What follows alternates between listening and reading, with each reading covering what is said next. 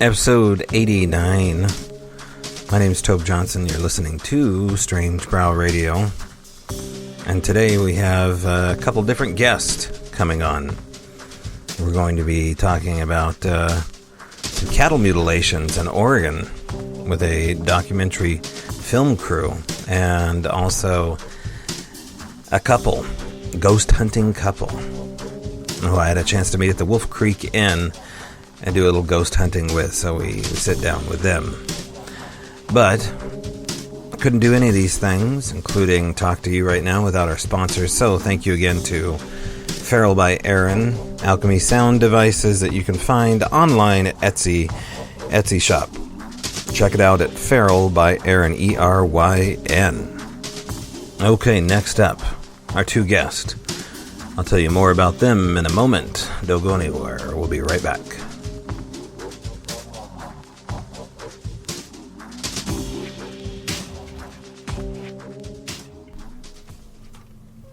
All right, good morning, afternoon, or evening, wherever you are on this blue marble being hurled through the cosmos. Episode 89, my name's Tobe Johnson. You are listening to Strange Brow Radio, and thank you for doing that. And for everybody who has contributed at strangebrowradio@gmail.com with your own personal stories, however anonymous it may be, fantastic to get that kind of interaction from the folks, you, the listening audience. That makes a huge difference. So keep it up. Again, as anonymous as you want. If you want to tell me your story, your encounter, or just send me pictures. Some of you are very talented artists, and I love to see your work. And I have some art actually from the previous episode 88, the Mogadishu Demons, that I'll be posting from the guest we had on. So I'll be posting his art of what exactly happened by his bed here shortly. Also, thank you to everyone at patreon.com. Every little bit counts, and really appreciate it. Again, that's patreon.com/Strange Brow Radio. We got some new stuff up there, including some 30-minute footage, 30-minute in the trees with Ron Moorhead, candid talk with Ron Moorhead. And in regards to the video that I'm going to be releasing, it has something to do with our next guest, who are experienced and talented filmmakers. Now, I know these three people because they've been following me and Daryl Adams around for the last couple months, in and out of Cottage Grove, and between Oregon and Washington and back and forth again. But they have been following up on a whole host of things besides the Al Moon Lab, including cattle mutilations and ghostly interactions, interviewing people of what we would call like the three pillars of the paranormal. And so this next interview, the first interview out of two, is with these three people, the cameraman, the director, and the producer. And we sit down in my hotel room, and we have a candid discussion about the cattle mutilations, in particular the ones in eastern Oregon, and what it's like to stand over the bones of cattle that predators won't touch, that cattle ranchers can't explain, and that are bloodless with precise incisions all around them. Very strange, and they do a really good job at describing what that is like as humans, not just as filmmakers. But if you are a member of patreon.com/Strange Brow Radio, I will be putting up a video here shortly of that interview. So for as little as $3 a month, you can see firsthand them describe it, which I think, theater of the mind with podcast is a beautiful thing, but sometimes it's nice to see the human emotion attached to the description of what's happening. And maybe, just maybe, if I can talk the director into it, we can release their little 2-minute trailer on Vimeo.com related to the subject matter. So cross your fingers on that will be able to something I can offer you as well. And then our second guest is a married ghost hunting couple that I wandered into at the Wolf Creek Lodge And, we had some goings on at the Wolf Creek Lodge, and in particular the little town of Golden. And if you're a member of Patreon.com, you saw what happened to us in the town of Golden. But they're a great couple from the town of Astoria, Washington, which is home to, H.P. Lovecraft ended up writing his book Cthulhu out that way, or was inspired by it. So, really interesting couple, lots of knowledge about not only the haunted history of Astoria, but talking to them about both of their passions regarding the paranormal. And all that happens right in the beautiful haunted lodge, or they call it an inn and bar at the Wolf Creek Inn and Bar, the historic Wolf Creek Inn and Bar. Okay, so let's get started and go down the Cattle Mutilation Road. A dark road to begin with, but man, fascinating stuff. With Mike Ferry, Brett Eichenberger, and Jill Remensnyder. Let me tell people, first of all, I'm here with, it is Jill Remensnyder. Yep. Did I say it right? Brett Eichenberger and Mike Ferry of Resonance Production. And they're up, they're down here in Cottage Grove doing some filming with us and Daryl Adams. And before that, you guys were in Eastern Oregon. Your vehicle was a sight to behold. So I know you guys drove quite a bit to get to this location, but it sounds like it was an area that was so remote that it would be difficult to explain traditional answers, which is what cowboys like to give cattle mutilations, traditional answers to complicated questions. So describe a little bit about your trip there and what you saw when you got there, and maybe what you've been thinking since, because the cattle mutilations have not been answered and you guys are looking into the questions. So go. Take it away, Jill. Okay, so as far we didn't, the idea of like seeking out cattle mutilations to talk about was not on our list, but obviously, like, we're exploring Bigfoot, UFOs, and hauntings and other paranormal events, and so that just seemed kind of like a bridge between the Bigfoot and the UFO, like the UFO sightings or something there. Mm-hmm. And so as we started looking into, was it you were aware of the cattle mutilations that took place last year? Mm-hmm. Okay, so I found the articles, and there were two main mutilations. One was on a ranch where they had 6 bulls that were taken mm-hmm. in one night. And then in about, an hour away? Yeah, about an hour away. About an hour away, a rancher had a cow that was taken. Okay. And we reached out to him, and he was open to talking mm-hmm. to us. We never heard back from the others, so right. So we drove out to talk to him and just see what was going on. And we didn't know what to expect or what to, look for. Yeah, I guess this is new territory for us. Yeah. But what we found was some ranch hands who had questions, who weren't really sure what to make of it, mm-hmm. except for that whoever did this was either a very sick individual, a very skilled individual, or there's kind of an unknown element there. Talented? Would you use the word talented to do what they did? Because, you described some very precise... He may have said extremely that. skilled. He may have said that at one point in the interview. Very Liam Neeson. Yeah. Well, even the ranch hand that made the discovery, he was talking about how he's a hunter. He's familiar with skinning animals, and mm-hmm. and he took like a butchery class, or mm-hmm. like for like cutting meat and stuff. And he's like, whoever did this, they really knew what they were doing, because there was not one drop of blood. The cow was drained of blood. Let me walk that one back. There was no blood whatsoever. And things were like removed with like surgical precision. The udder, the reproductive organs. The anus, the eyes, I believe, and the heart. The tongue. They took the tongue. But no signs of no bullet wounds or stab wounds. No yeah. struggle. Yeah. When they were describing it to you, what was their demeanor? Did the, when you talk to a paranormal witness or a Bigfoot witness or, any of these 3 pillars you guys are working on, you can read the witness body language. Mm-hmm. What did you guys see when he was retelling that struck you as, That's worthy? the part I'm interested in. Because the thing is that we're coming from narrative filmmaking, and as a director, I talk to my actors about subtext. Mm-hmm. And when they're playing a role, I don't want to see them reciting the lines. Right. I want to see the subtext. I want to see that body language. I want to feel it. Right.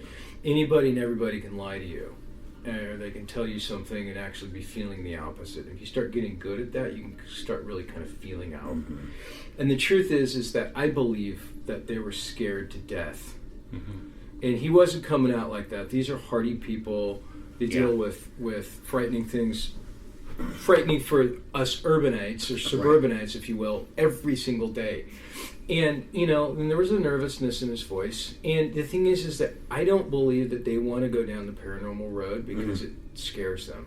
There's a fear there. Mm-hmm. And you wonder if there's like a stigma attached to that in the community. Mm-hmm. It's a small community. Right. You don't want to be labeled. Yeah. So why do you think they were willing to go on camera? Because they want answers. They want to know. It seemed legitimate, like they were at that point. Like, I don't care, I want to know. They seemed troubled. They really seemed troubled. The ranch hand we spoke with out on location, which, just to kind of set the scene, this wasn't like when you're driving down the highway and you see the cows and you roll down the window and yell, moo, like they're right there. No, this was 10 miles off the highway, and it wasn't just a road. This was like... Yeah, you need a special crazy. automobile to be on these roads. Yeah. It's not... You're four-wheeling, and it's sketchy. Really? Yeah. Okay. Well, Yeah. This isn't something like someone would be out there in a Ford Taurus or a Prius. Now, is it one road into the ranch kind of deal? Like Pretty there's much. Not other options except air? I didn't see very many options. They said there was another option, but it was... even sketchier it was even tougher. Yeah. It just didn't make sense. Yeah. But we're 5 miles down this road thinking to ourselves, no way. There's no way a cultist or Satanist or whatever coming out here. Because it occurred to me, it's almost laughable, but it occurred to me that like 5, 6, 7 miles into this thing, whoever these goons are with their sharp knives are going to be like, you know what? Let's just go to the butcher. This is not right. Satan's our us, or wherever we're going. Yeah, and it's like you better have some skills to change a tire in the middle of the night, to jump a battery, whatever. Because if you get out there and something happens to your automobile in the middle of the night or whatever, you're out there for a couple of days until somebody else comes by. And that's awkward. The ranchers come by. Oh, hi. So isn't part of the conversation too, as far as delicacy of no blood? Is that you have to find a place to do this. You can't do it in the field. Yeah. I mean, unless you kill it and put it on a tarp, but then you have to kill it. Well, and that's just the thing, is that the surgical precision that was done by the cow was almost had an etiquette sound to it. Like, in other words, like, well, here I am. I'm gonna cut up your cow and take what I need, and I'm not gonna leave a mess for you to clean up. Right. You know what I mean? Like. Which was very, very strange to me. Like a serial killer. Yeah. Right, like a calling card of... Yeah. A master killer. Goon Satanists or whatever, they're like, all right, we need... Here's our checklist. Heart, vagina, eyes, tongue. Let's get it and get out of here. And we'll be careful, we'll wear gloves, whatever, but they're not going to find... How are they ever going to find you? There's tire tracks, maybe there's footprints. But there weren't. Oh, they said there were some... There weren't in this case. Footprints, but, I mean... No, it was somebody came out there that was former military. They talked about strange lights, but not on camera? Like, after... Actually, they explain did. That moment. They talked a lot about strange lights. I mean, they did? Well, not a lot, but I mean, they said it's a common thing. Okay. I mean, it's not out of the ordinary, and they see a lot of military action out there too. So, it's like they're. I think they handled that carefully. Exactly. Yeah. Right. They weren't saying we don't know what it is. They're saying we don't know what it is, but it could be military. Mm-hmm. So it could be military. The only thing I can think of outside of UFOs is covert military operations. And the only reason I say that is because it's like, to me, who I used to work in the Pentagon, I used to work with defense people, and I knew some people that were highly specialized in stuff. And to me, from a military training perspective, if we're talking about a Navy SEAL type Black Ops commando type situation where, you're giving instructions, you're like, this is where we want you to drop into in the cover of night, and we need to know that you did it, so you need to bring back a tongue, a heart, you know what I mean? It's like a scavenger hunt, and you need to not leave any blood, because when I hear about this, or if I ever hear about this, I don't want to hear about the mess you guys made. Like if you guys can do that, I know that you can drop into a presidential palace in a war-torn country and assassinate the leader and not get caught. And remove his tongue and his anus. Yeah, exactly. I mean, it's like... taxpayer dollars at work. That makes sense to me. So you think this is like a rite of passage, like the final hell week of SEAL training? that it's a theory. Makes sense to me. Yeah, it's a theory. I knew a guy who was an Army Ranger, and he would talk to me about how he would jump out of helicopters and airplanes in the dark at night at 1,500 feet. He would immediately drop out and pull the cord on his parachute as he dropped out, not knowing where he was going to land. I don't know. And it's the only group on the face of the planet that I know that could do something like this. Right. Now, did the farmer tell you that they had one of the 6 bulls, an organ was removed from a part of the leg where they saw an exit wound, or wait, what happened with that? We can show you the photos too. Yeah, so the cow that was mutilated, there was like a hole, I guess, like a core in the back. Shank. I'm thinking of the butcher, like the cuts of meat. Right. The tenderloin. And apparently they I don't know who went in there, but there were organs extracted. Would it be possible to, you think, do that from what they were saying? Like, did it sound like it wasn't mechanically possible to get in through? I don't know. I don't know how it would be. But wouldn't there be an easier way if you want the heart? Go in the chest. Right. Yeah. I'm a practical thinker. So. Yeah. Did they ever use the word predation as though this was just a scavenger and a coyote, and this was, God's... They ruled that out. Yeah, that was the first thing they ruled out. There was no way that could have been. They see scavengers, and they know scavengers. They know, when they see these types of things. Mm-hmm. One of the things the ranch hand did say is he said it took a little while for the scavengers to come and get the meat. To pick through it. Yeah. That's weird. He thought that was kind of strange because they essentially just left the cow there, and the cow was in an area where there's water and a congregation area for the rest of the cattle. So they didn't move it. They unfortunately they didn't get a vet out there. They didn't get a necropsy. Mm-hmm. They didn't have, and the other thing too, red tape. Bureaucracy. Sorry. The bureaucracy kind of muddled things up a little bit too, because it happened just over a county line.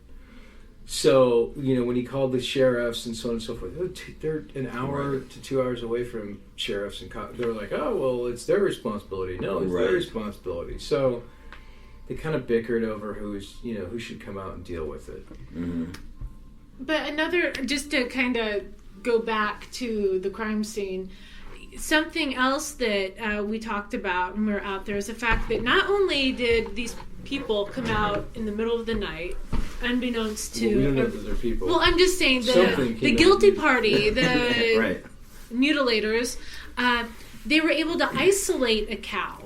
And when we were out there, the animal lover in me, as the cows were kind of curious, I would start walking towards them because I was like, I want to pet a cow. Mm-hmm. No, they just take off. They're skittish. Yeah. So the idea that a group of people could lure a cow and then take it down without it putting up a fight. They talked about, maybe it was a blow dart, maybe it was a tranquilizer, but they didn't see any sort of... They went over the cow really carefully, looking for a bullet hole, looking for some place that that would have been an entry point for some sort of bone fragment, something. Yeah. They didn't see any of that stuff. nothing. The other thing that I want to preface still, I wanted to preface this a little bit ago, but a lot of people, I think, especially people that aren't familiar with ranching and working with cattle and animals and stuff like that, especially people that think, yeah, well, you're raising this cattle for meat or whatever. It's like they just assume that these ranchers out there are just like, yeah, you put them out to pasture, you sell them, they get chopped up, and they end up on your plate, somebody's plate someplace. Mm-hmm. That's not the case.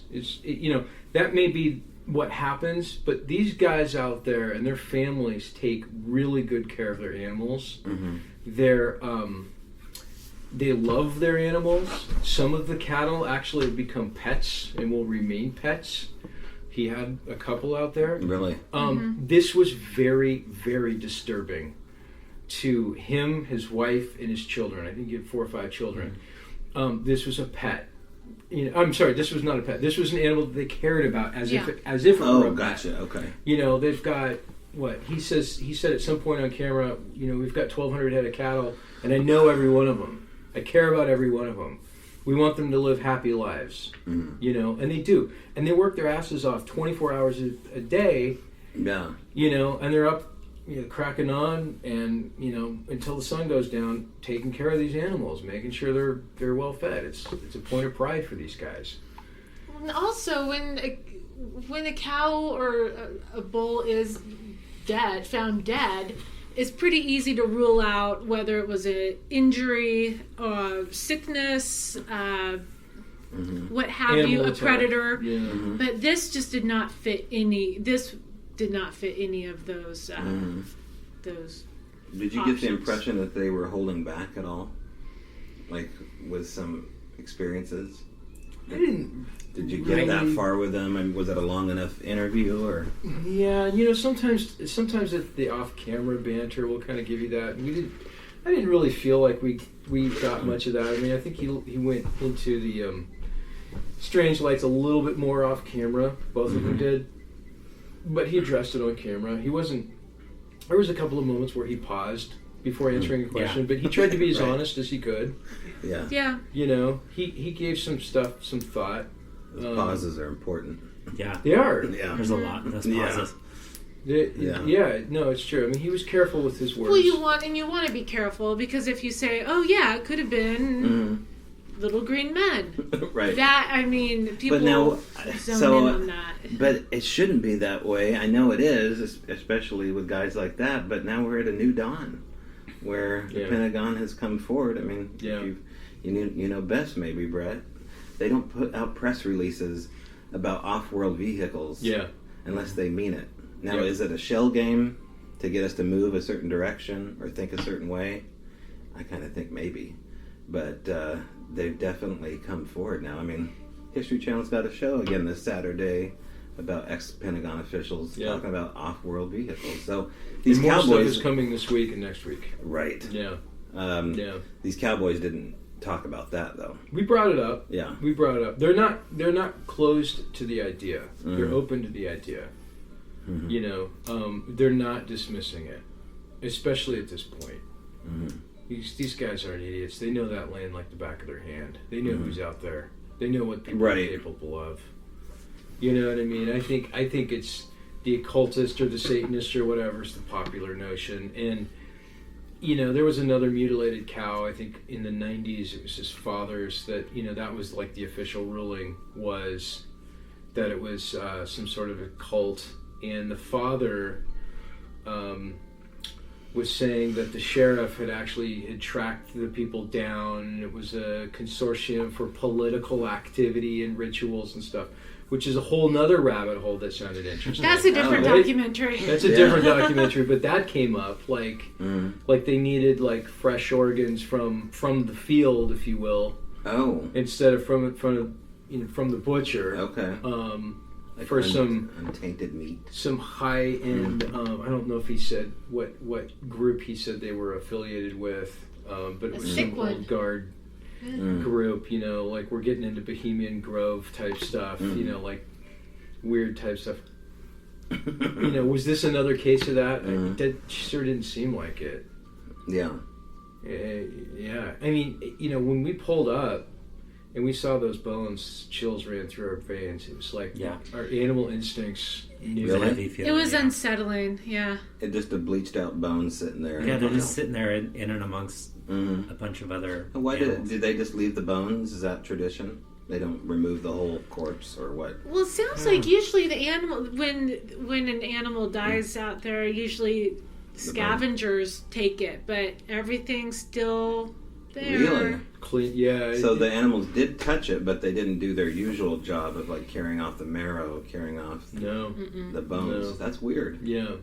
He said they've been moved a little bit, but I mean, you couldn't tell. Really? There's still a rib cage and The skull is there's like, a skull. right leg there, bones yeah, and yeah. everything. Mm-hmm. Yeah. Did you guys examine it at all? Did you do like a Photograph field it. investigation of the bones on your own, or no? Not really. We waved an EMF detector over the top of it and didn't pick anything up. Of course, this happened last September, so it's 11 months old. Yeah, but You know. still. But still, Maybe you had residual like stuff. Who knows? Residual. Yeah, but no, we didn't look carefully at it. It was pretty creepy. It felt like, I mean, I don't know if intrusive is the right word, but it felt kind of hands off in a way. Did you touch it? No. No. Nobody did. No, but here, actually, you know what? You bring up a great point that I forgot to bring up. Here, this is something interesting. The ranch hand did touch it. Oh, yeah. And Because he's moving the leg around. he was moving the leg, investigating, trying to see if he could find a cause of death. And within hours, he was sick to his stomach, throwing up. And that went on for, 12 to 24 hours. And he's like, I never get sick. He said he was like violently ill. Violently ill, yeah. Now, he passed it off as food poisoning. He's like, I think it was just food poisoning. No, he brought it up. Because But was he specific carefully to The good old presented boy in it. him kind of erupted, like, Yeah. I think he backed kind of up. caught himself. Yeah. You know. Yeah. But we've heard that before from Daryl from other talks people. about that too. About suddenly getting violently ill, a wave of nausea, and yours kind of sounds like a radiation sickness or something like that. Yeah, that's exactly what it sounds like. Yeah. It was exactly what it sounds like. What was interesting to me, from kind of an investigative standpoint, was we got the drone up in the air, and I got it up way higher than I won't say how high, but higher than the FAA says I'm supposed to. But we're out in the middle of nowhere, and what I noticed was, if I'm a craft flying over, it's easy to find out where these cows are, because all tracks lead to this big circle where their water is. Oh. It sticks out like a sore thumb. Mm-hmm. And I thought, wow, that's really interesting. You know, like if you're passing over or whatever, and you're looking at this massive, sparse, barren landscape, you can really pick out the points where the cattle are congregated. Yeah. It's like the claw machine. Yeah. Right. Yeah. Like Toy Story. Yeah. So I don't know. I just thought that was interesting. Yeah. It is interesting. Now, in the couple minutes that we have left here, has it struck you that maybe this will be a project on its own? You kind of mentioned that maybe this cattle mutilation may take off on its own as its own little mini doc, or it might. Oh, one last thing we need to preface is the tag number on the cow was 1313. okay. Yeah. Okay. I assume that's what it was. Yeah. And that's a good number it's a bad number to get, I guess, if you're a cow. Yeah. But you were profoundly affected by this. I mean, it wasn't what you expected, or it was more than what we expected. More than what you expected. Well, even the ranch hand said. said that hit him hard when he saw the tag. He was like, that freaked the crap out of me. Yeah. 1313. It's like, yeah. Out of all the numbers you could have. All the numbers. And Right. it happened right after Friday the 13th. It was right Oh, after, my God. right It was before. 4 days after Friday Right. the 13th. Yeah. Well, tonight we are going out on our own kind of little Friday the 13th into the Al Moon Lab area, and the full moon's coming up, and we have Jupiter and Saturn and Pluto all aligning together. Like, it's an amazing sight to see, so I'm excited about going out tonight. So we'll wrap it up, and I appreciate your guys' time, and I look forward to more adventures ahead.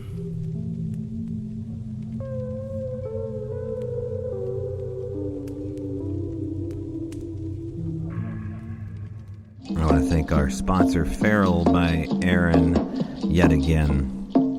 Now, I've mentioned time again on the show that Feral by Aaron is our one sponsor, but with a sponsor like this, you don't need any more, because the fact is that these spirit tools actually work. And what do they work with? Well, they work with the elements of the earth, and they're housed and built by an artisan out of the Olympic Peninsula, Aaron Jackson. Check out Feral by Aaron, ERYN, at Etsy.com. Drums, rattles, smudge sticks, and coming soon, alchemy boxes. These are one of a kind. Each one of a kind. We're not talking about a factory here. And as two people told me, her instruments sing, in particular the drums. So check out Feral by Aaron. Give it a like, review, subscribe, share, go on the Instagram, and give a little love. May give it right back to you. Feral by Aaron at Etsy.com.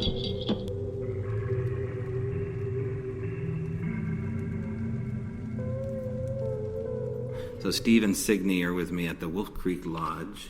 And guys, I'm going to turn down the volume here a little bit. And they are nice enough to sit up here with me at, I guess, around 7 o'clock, right before their ghost hunt, which is around 8 o'clock, Signe? Yeah. Okay. So we were just talking about the spirit realm and what you guys are going to do tonight, and some of my crazy theories, take them or leave them. But what were you just saying?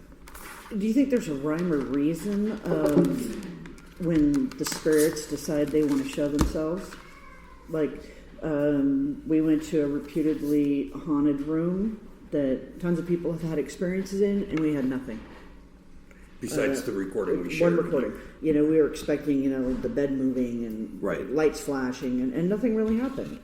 So is it just because, they're like, oh, you want something to happen, so we're not going to do it for you? I mean, what did your instinct say?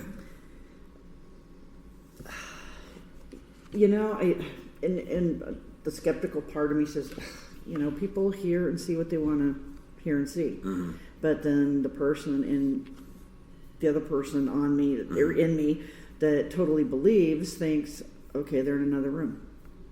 And where were you again? You were at McMenamin's Edgefield in Troutdale. It's a notoriously active area. Yeah, absolutely. There's videos of people expressing like what has happened in their stories. I guess there's stories of people leaving their luggage and leaving. They just leave everything and just leave. You know? And so we requested the most haunted room, right? I mean, we want the experience, but it really wasn't an experience. And nobody got touched. Nobody got... No, we just had, one EVP. That's it. You guys are such weirdos. I love it. You're wanting to get touched. I want to be touched. I felt creepier here than I did there. Yeah. And the only time I felt creepy here was in our room when I was going to the bathroom. I felt like somebody was in the shower looking at me.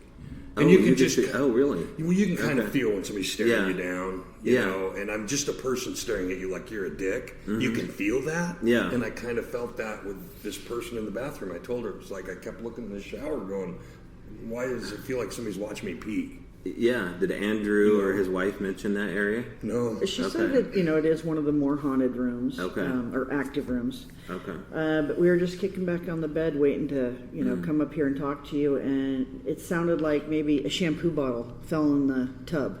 It was loud. It was really loud, but it could have been in the other room. Is there somebody in the other room? I think there's somebody in every room. Oh, is there tonight? Okay. But those rooms are small. Yeah. And the bathroom door was open. It sounded right there. But we go in there and nothing's there. Nothing fell in the tub. So you guys have already had... So we had that, and he felt like he had a touch on the back of his leg. And he tried to... Mm-hmm. Oh, I tried to recreate it. It could have been my shorts hitting the back of my leg, but I sat down and it felt like something bumped the back of my leg, and I actually looked to see if there was a cord there or something. There wasn't. But it's nothing that we can say, yes, it was a ghost. Nothing that will make him an actual believer. Okay, let's talk about this dynamic here. Yeah. You're a bit of a skeptic, but you're pretty open-minded, really. I am open-minded because I've seen so many horrible things in my life, Yeah. A good story is when I was between 9 and 10, me and two of my best friends, we lived across the street from a cinder pit where they had the big red rocks they do on the roads in Oregon during the winter. And we decided we'd dig a cave with spoons in the wall and have a little place to hang out. Oh, yeah. And Gene and Lyle were their names. And Gene was my age, and Lyle, his little brother, was like 6 or 7. And we were over there playing. It was summer vacation, digging. And I lied to him. I said, hey, I got to go to the bathroom. And I don't know why I did that. I just had a feeling. And I lied, straight up lied. I got up, walked away, 5 feet away, heard a noise, turned around. The entire wall collapsed and killed them both. No way. And I can't tell you why. No idea why. That something really made happened. him Something made me just go, oh, I got to go to the bathroom, you know? Yeah. And vividly for the rest of my life, I think I can see it all. Like in slow motion, you know, I could see the red dust collecting in the blood from Lyle's nose. And, you know, it was really, but the weirdest part was that why did I lie? Yeah. I didn't even have a reason to go home. No. Didn't have one. So things like that make me go, what is it? What is there? Was it a dead relative? Was, you know, I don't know. But to say that he's a believer in any way, shape, or form, it's never going to happen until something physically happens to him, even though we caught a really good EVP and we know it was real because we were the only ones in the room. He still won't believe truly and 100%. Because it wouldn't do it again. Can we hear that? Yeah. Okay. Let's hear this EVP from Edgefield.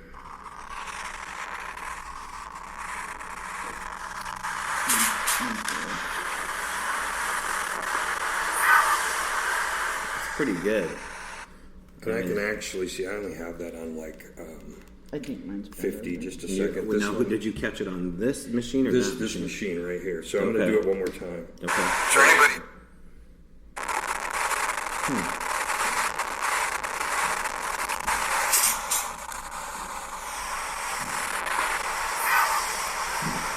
I'm trying to hear what they're saying. It sounds like a male voice, right? It either says help me or hello. I mean, I can't really.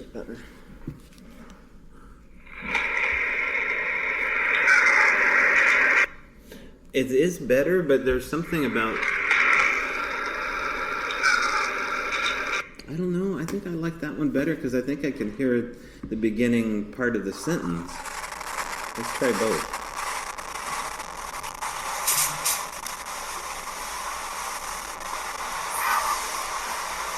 Yeah, there's definitely a word in there, and I almost think it says, help me?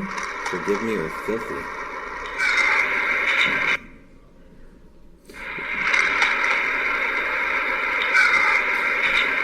So tonight what we can do is after you guys are done, I'll meet you back in here and we'll clean that up and we can slow it down and we can take out that scattery noise. Yeah, the fuzz. Yeah, and then I'll just email it to you. And that's why she doesn't like this, because this thing here, like you know you have one, it picks up everything. Yeah. I mean, when I go to the car, I get winded and you can hear me going, you know, like I'm dying. So, I mean, it just picks up everything. Yeah. I know people, I've posted it and people hear hello. People hear help me. I hear hello. Right.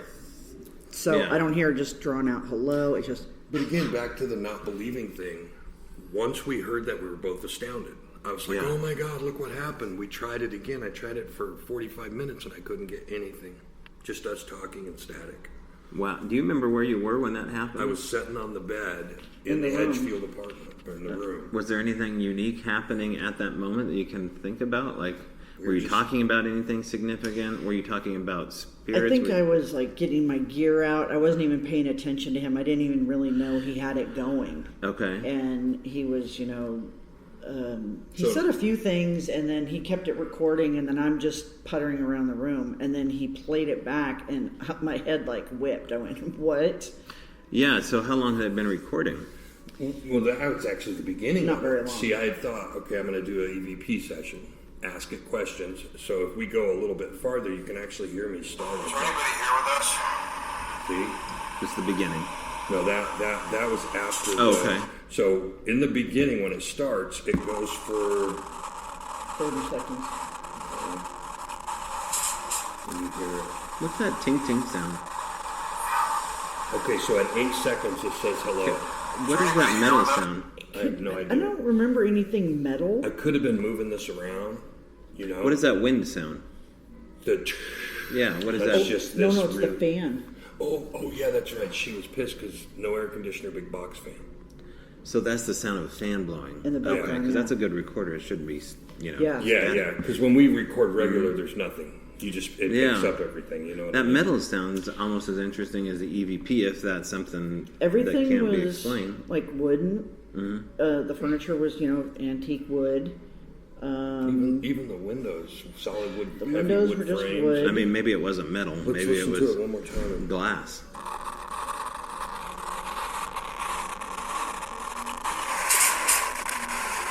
That's really loud. Yeah, but I think it was you moving stuff around. I really do. You were getting equipment out. Could it have been? Well, what's after that sound? After it says that? After it says that, Is there anybody here with us? that's me. I want to hear if I hear that sound again.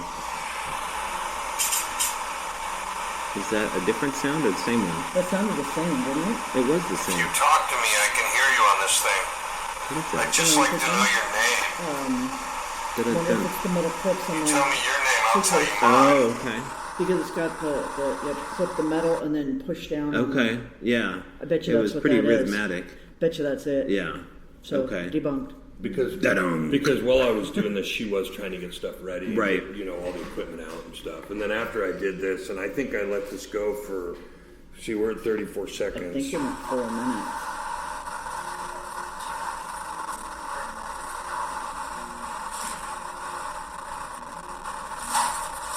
No, what was? That's her screwing around. Okay.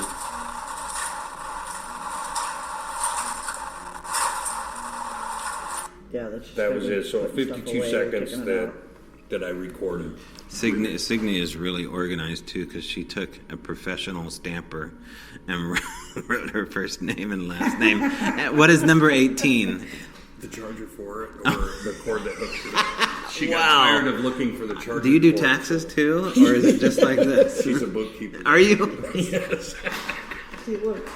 I love it. Oh my God! So, everything's got a stamp on all it. my- Even, this does. All my lights You are are super 20 organized. and I have it listed in a book. So if somebody is in my group and they take something, I'll check it off. Steve, you're lucky, and I'm kind of worried for you.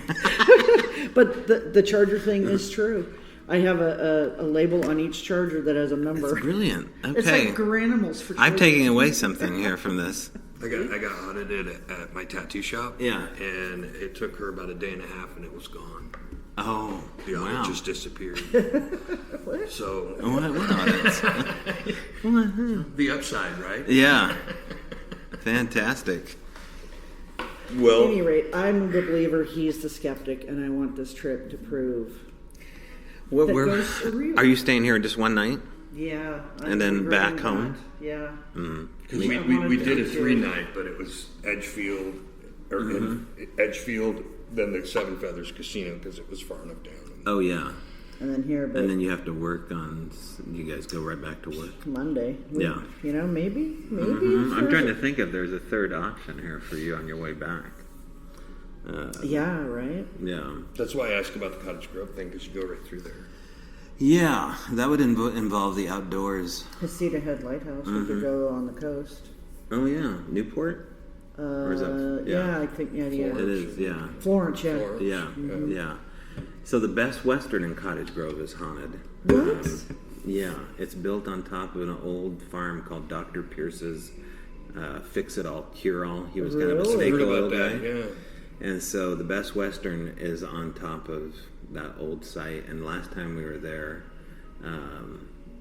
the gal next to us who was staying, we were in a group, she saw somebody stand at her foot of bed. And then my girlfriend heard a man talk. So we went downstairs and talked to the concierge. And she goes, well, what I can tell you, and she had a line prepared. She goes, what I can tell you is that we don't have any ghost here, so you must have brought him with you. And I said, okay. Yeah. Good answer. Yeah. And then the housekeeper went like this, and she goes, I saw cattle walking through the parking lot. What? And they were transparent. It wasn't you. She goes, we have video footage of a guy in a bowling shirt trying to get a Snickers. reaching his hand through Right. the Are glass, you trying to grab a kidding? Snickers. He goes, that's his Wow. hangout. So you probably were dealing with this dude. So the Best Western right next to the Carl's Jr. in Cottage Grove on the second It's floor. interesting with mine. Yeah. I mean, it may be worth a shot. Cottage Grove is a cool town. I mean, there's a lot of places in Portland too. There's a but lot of places in Portland. McMenamins, they normally get a haunted place, but I don't know. Hasita Head seems to be. Hasita Head's beautiful too. I mean, that's the I thing. think we're mostly just hooked on driving back on the coast. Yeah. Because the trip down here on I-5 sucked ass. Well, now wait, you're in Astoria, Yeah. home of H.P. Lovecraft. Yes. Right? Yep. And his inspiration for, what's the book about the giant Leviathan? Yeah, I can't remember. Can't Zach. remember. Zach talked about it when he did Ghost Adventures there and did the underground tour. Yes. Yeah. Okay. Yes. Yeah. Yeah. So there's a lot of dark history in Astoria. Yeah. I mean, the coast. I was born in Newport. Okay. And the scallywags all went west. We just kind of knew it. Like, if you're scallywag, you're going west to the coastline. And there was just a lot of drifters. Yeah, like yeah. True. criminals, cons, and drifters and retirees. Right. And they all just kind of wharfed together. Right. And so, I mean, there's a lot of history there that's not necessarily... And Astoria burnt to the ground. Oh, I don't know about that. Oh, the whole town burnt. And actually, they didn't, get rid of it. They pushed it in a fucking hole and built over top of it. Oh, so underneath you... It's a whole other town. And that's why the That's tunnels where- exist that are there. Oh, have you been in them? We've been in some of the tunnels, yeah. Yeah. So they blocked a bunch of them off, but a lot of the downtown businesses have those as storage spaces. So when they rent the business, they'll go, Yeah. well, you can rent this hall up here and you can store stuff down there. You go down the stairs, you're in the tunnels, but then they have a door blocking it off, or locked door. Okay. But the Liberty Theater has tunnels that go almost to the other end of town. I think they go 6 blocks. You just 7 can't blocks. access them. Nobody does tours. It's But not... so Why don't they make it that's- like a Portland thing? There Like, is something new. Okay. I just found out, and it just got put in the paper. There's a group called Ghostoria, and they, along with the lady that owns Gully's Butcher Shop, which was on Ghost Adventures, they're starting tours. And they kind of did a blurb on their Facebook page, and I'm actually going to be meeting with them sometime within the next few days when I get back to see about volunteering for doing these tours. So that could be quite interesting, and they're just going to do underneath, like where Zach did, under that where gullies can get to down there. But it looks like it's a pretty good area for them to be down there. Who knows what's going to happen, but I think it's kind of cool. And it's finally going to happen when I thought, all these years, why aren't we doing this? we can't not say that Goonies was also filmed there, right? Yep. It was, yeah. It's go ahead. Yes, Goonies was filmed there. Yeah. Short Some people Circuit. don't. Okay, yeah. Kindergarten So it Cop, has a little yeah. bit of Hollywood history as It well does, too. yeah. Actually, they have a film museum. They have what? A film museum. In And the so, old jail. like in Goonies, when the Fratelli brothers were in jail, Yeah. that jail is in downtown Astoria. Oh, They really? actually acquired the black Jeep that was used in the film, and it's always parked right in front of that jail. Okay. And when you go in, the jail they have to sell, just kind of like the rooms back there. You can take a This- tour still? Oh yeah. yeah. Okay. They They're actually cool have a with it? car you can set in. I mean, sometimes when a town has that kind of history of a film site, they get tourists. They're not exactly happy about it. Just like, I mean, it does bring money, but now we got all They these... made it a tourist trap. It's just the yeah. jail. So the lady that purchased, when I say no, Goonies wasn't filmed there. The scene where they're all in the house in the beginning and Right. and the dude does the truffle Yeah. shuffle, that's all they filmed there. Right. Everything else was taken to Cannon Beach, down by Haystack Rock. So Okay. none of the movie was filmed there besides 10 minutes. Gotcha. Okay, so Right. the giant rock was Haystack Rock. That's in south Cannon of it. Beach, correct. Okay, yeah. That's, So the lady purchased the Goonie house. Yeah. And she is what you just said. Okay. She's angry. Oh, yeah. She has no Not trespassing into it. signs, don't want people up there. Wow. Yeah. What a thing to have to live with, because you're constantly fighting off People are people. always going up there. Yeah, so They don't why- mind if you walk up there, but just don't disturb her. Right. Which is sad. When she first got it the first summer, she put blue tarps up around her Porch. porch. Oh. Yeah, it's Yeah. sad, Wow. you know, so you couldn't even really Yeah. see it. I mean, it's iconic. Everybody wants to take a picture of it. I mean, that's the beginning of Josh Brolin's acting career that turned out to be like a huge movie star. He's selling rocks in the parking lot, but that's just me. Yeah. Yep. We also have the Kindergarten Cop Hotel. Okay, that's a Arnold. Yeah. Yeah. And I would say 90% of that movie was filmed there. Okay. Even the school he went to and all that was all. I took the Patreon members of my podcast yesterday to Brownsville, Oregon, where they filmed Stand By Me. Oh, okay. And, I kind of fit it into the paranormal because originally it was called The Body, written by Stephen King. Right. Who's obviously an author of paranormal subjects. So we always try to bring it back there. Goonies, I guess it's not really paranormal, but definitely, fun, Okay, campy The film. Ring 2 was filmed there. Oh, okay, there we go. Yeah, that works. It's actually a really interesting town, and it's next to Seaside. Yeah. And Seaside, now I don't know because of COVID, it used to be a really party town. It still is. Is it? Okay. COVID hasn't slowed you guys down up there? Yeah, it's kind of. I work towards Seaside, Okay. and it's really a tourist trap. Yeah. We have the arcades and the bumper cars and that kind of stuff, and the tchotchke shops and the kite shops. It's just really tourist trap. Right. But the ghost thing, nobody's... There's several. Okay, there is stuff to do. There's several bars in Seaside that are purportedly haunted. The Columbian Theater, I did an investigation there with a group. We didn't catch much, but we did have a psychic in the group and she said she was speaking to someone, but we didn't get anything on film. That light just flickered too as they walked through that door. I'm seeing the ball behind you, and it's calling at me. Oh, that's a trigger object that they've got sitting on the table there. See, I really don't believe in mediums. So. Oh, well, the lady tonight's everybody medium. knows that I've got a problem too. Generally, it's tough for me to get them in the I need you for this category. You know what I mean? Right. Like, I'll listen. I'm not going to say anything either way, but very few do I say I need you. Right. The lady tonight is a medium. Okay. That's coming to do the whatever. We'll see. Yeah. Now, did that come as a package deal? If people want to do it, you found it outside of the... Oh yeah, it's on their site. It Okay. is kind of, hey, you want to do this, click on this. Okay. So they have two people that are associated. One is a paranormal group that takes you on a tour here, and then they will take you over to Golden to the ghost town. Okay. And then this person, she's just a medium, and she just does it here, from the bottom floor to up here. We paid for the COVID. The Golden COVID thing that they canceled it. Oh, COVID. yeah. Now, what about, would you guys ever go to the Oregon House of Mystery, the Vortex? I've been there a long time ago, and I wanted to take him there today, and we didn't realize you need to call 24 hours in advance. They need a reservation, don't they? And so we get there, and nobody's there, but the lady in a house above, I guess, they run it, I guess, told us we couldn't be there, blah, blah, blah. And it's like, oh, that's too bad, because I really wanted him to experience it. I really wanted to experience it. Yeah. I wanted to roll the quarter pill. I've seen it on TV. I've heard people talk about it, but, that's what it is, I guess. Yeah. We just left the Montana Vortex. Our buddy owns it, Joe Hauser.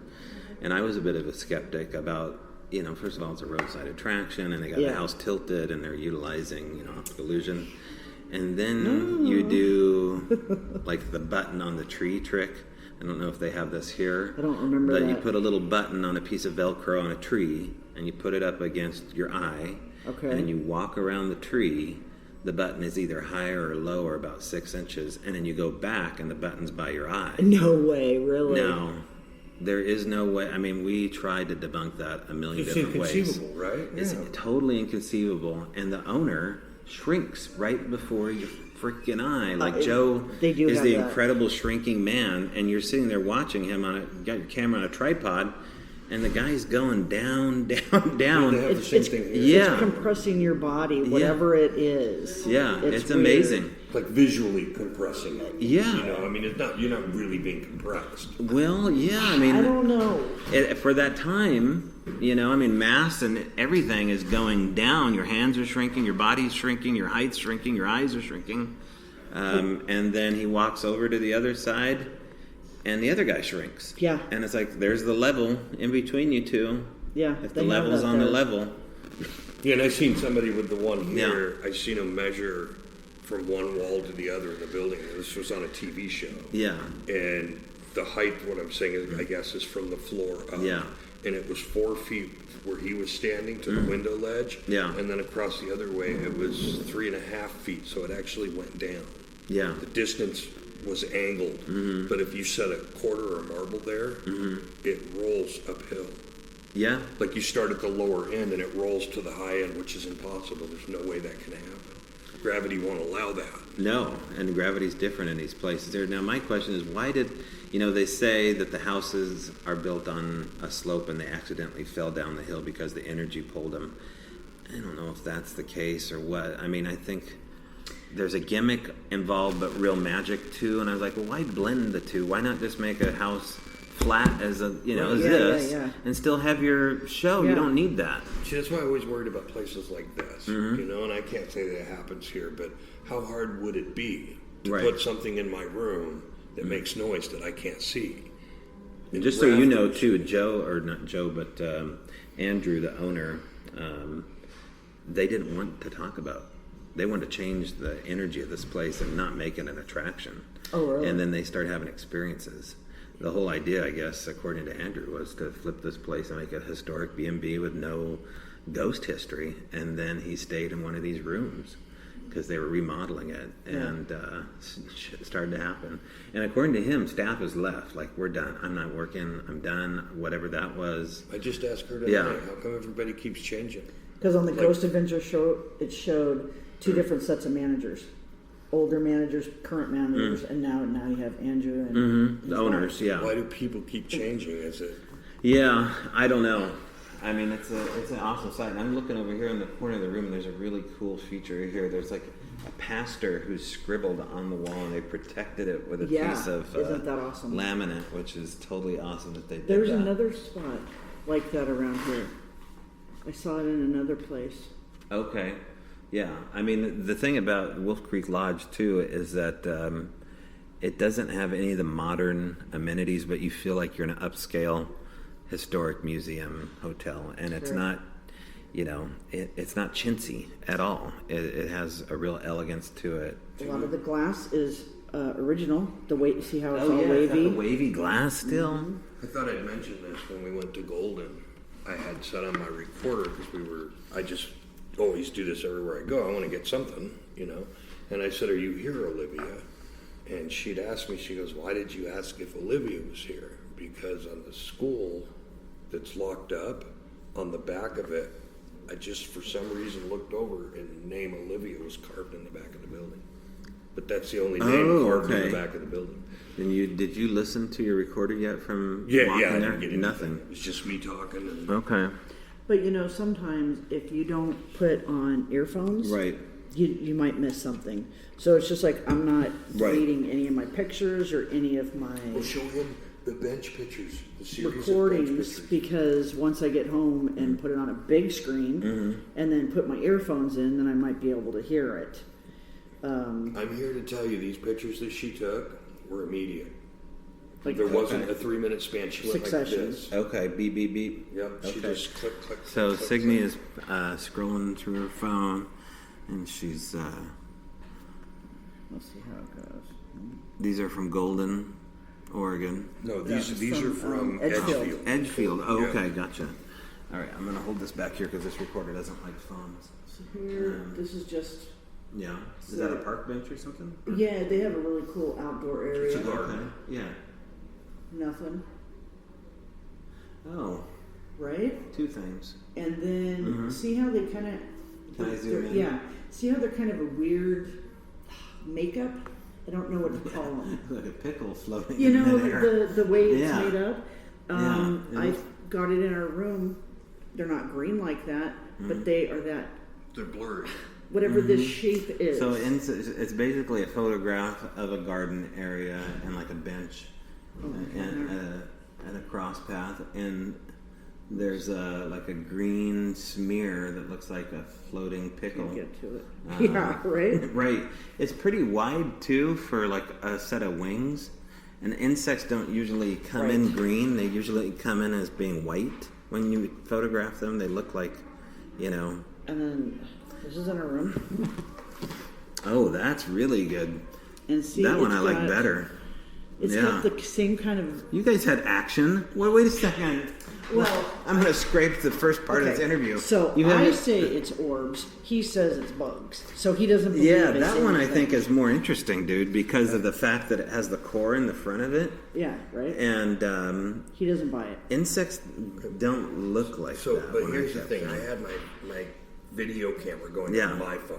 Okay. Which is a lot nicer than her phone. She was doing this in the dark, and when her phone would light up to its maximum capacity before closing the shutter, which they don't have a shutter, but you know what I mean. Yeah. It would light up to its maximum capacity, then the shutter would click to take the picture. I And would you would see bugs? those. Would you see the bugs? No, I would see those. So you wouldn't see bugs, though? No. Okay. But through my phone, it looked to me like as soon as it was a maximum light, it was causing glares off the pipes. Did you have bugs in your room? No. Did you have a bunch of, dust? We had orbs in our room. Yeah, you did. But look, flying pickle again, right? Yeah. And that's in our room. Yeah. Oops. Do you have that live feature on your phone where you can make photographs pan through 4 different shots? No, I do. You do. You have an iPhone? I have an LG 40. Okay. Wait, yeah, I do. Yeah, if you put it on live mode, then you have the opportunity to see this thing move. Yeah. And wait, of course. Okay, like this? Yeah. See how it's taking 10 pictures at once? Yeah. Okay. It takes up more memory, but then you can kind of like rule stuff out, like, oh, I've got a picture of it now doing a right angle turn. Like bugs don't do that. Or, I didn't know what I mean? had that at first, so I was going. Mine just called triple shot. Okay. You just touch it and it goes. And then stops. Mine took as many. Mine took 10 just now. Okay. So I'll try. Anyway, the room had pipes going across the ceiling, outside pipes, like they were like water pipes. Yeah. Right. And when it would light the flash up, I could see light hitting the water pipe and coming back down. I'm not. It just looked like reflections from right. But you were excited about the other picture outside because there was no lights out there. Okay. Nothing. Yeah. But it's the same pickle. I was standing. It's the same flying pickle. I was standing right next to her. We talked about the bench. She said, "Why don't you go down there and sit on the bench, and I'll take a picture of you." Sit on the bench. She snapped in a different spot. Right there. Yeah, I see that. Oh, that's a beautiful one. Look at the architecture too. You guys did stay to. It's not a shabby establishment, is it? It's nice. No, but see the flying pickle. Yeah. Not green, but a white pickle. How can they be... A blonde pickle. How can these be... And they have the same kind of makeup, however you want to describe that. Right. It's not really transparent. Have you ever seen them with your eyes? No. Have you, Steve? No. Of course he hasn't. I've seen him in the video on my phone. Tonight, do you guys want to go look for orbs? Yeah. Forest orbs. Yeah. Maybe we could find them here... But this area is so well known for seeing these living lights, and I've seen them, and they will change you totally because they're just undeniably right in front of you, and they're floating through the woods, and they're pulsating. And do you think it's better to go to where we went earlier today to the ghost town, or would they be right out here? Well, I've heard a lot of stories about them being close to this lodge, but now that I look at it, I've never been here before. Yeah. There's a lot of people here, and there's businesses all over. The highway's right there, the store's right here, and there's tweakers everywhere. Yeah. I'm not really into roaming around here. You would think it was all the stories looking online that it's in the middle of nowhere, and you come here. And it's right off of I-5. I thought it was out in the middle of the woods. Did you? How about the vampires? Alleged vampires in the woods that follow you back to the end. Well, it's just one. It's like a vampire creature, and that's how they got that wolf thing. I wonder if they've swapped out the 2 stories. Yeah. But see, now being here, and I'm just stating this as a fact for me, that I've heard all these stories about this place, especially from her, right? And the vampire thing, because we watch Ghost Adventures. Right. Then we get here, and there's meth heads and psychopaths across the street. They did. Well, when they say they found body parts and dead bodies out here in the woods next to this place, Andrew told me that they had people for almost a week straight shooting at each other just down the street, like the Clampetts and the McCoys or whatever. He said this is an old western town. Now, this was taken here.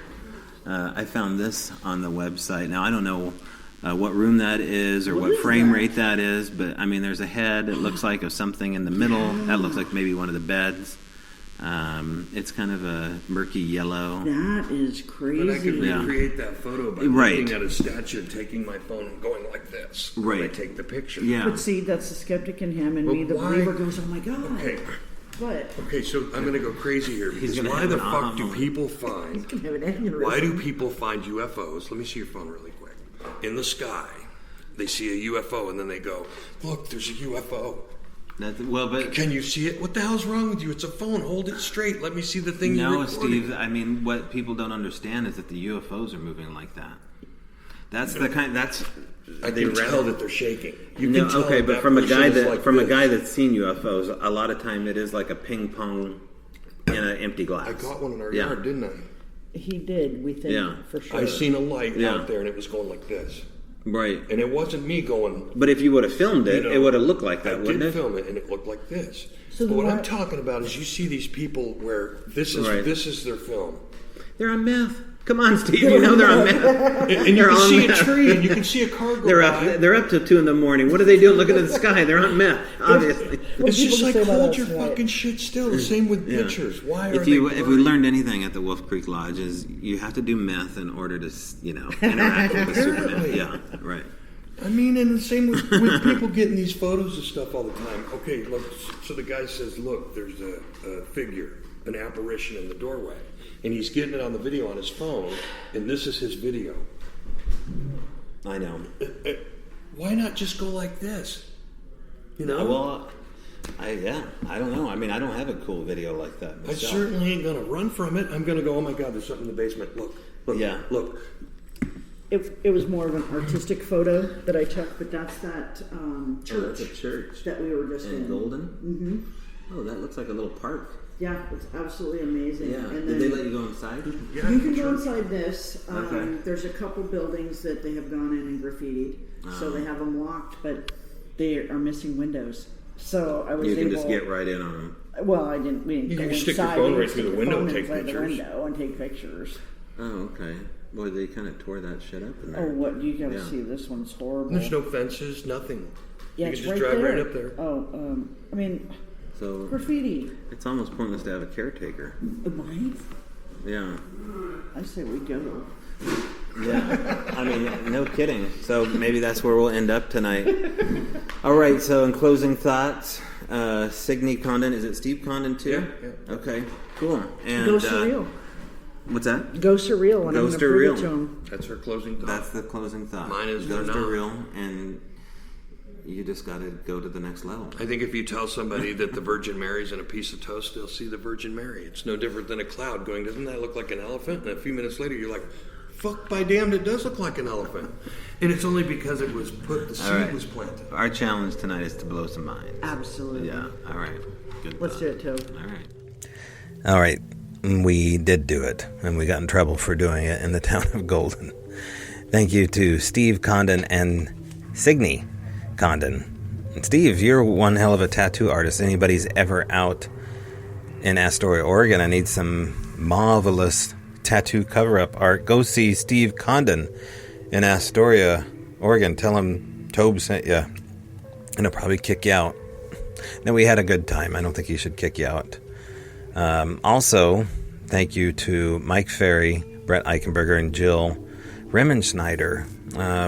Talented, capable filmmakers that we're glad to be associated with The Real McCoy. And I believe, it's okay with me to at least say this, the working title for the Cattle Mutilation, say that 2 times fast, Cattle Mutilation documentary is 1313. I think that's because that was the tag on the ear of the bull or steer that got carved up. 1313. And if we can work it out, I'll get the promo up on the Strange Brow Radio Facebook page, and I think you'll all be pretty impressed with how they went about filming this.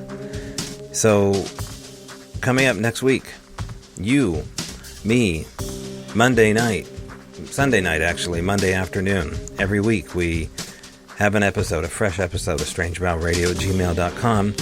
And if you want to be a guest, man, all you got to do is hop up on your smartphone device, your little internet device, and shoot me an email at strangebrowradio@gmail.com. We can talk about whatever you like. I'd like to keep it kind of strange. You can do that as anonymous as you want at strangebrowradio@gmail.com. And of course, for as little as $3 a month, you can be a Patreon at patreon.com/strangebrowradio. And of course, check out strangebrowradio.com. Okay, be good out there, whatever that means. And I will see you in the trees.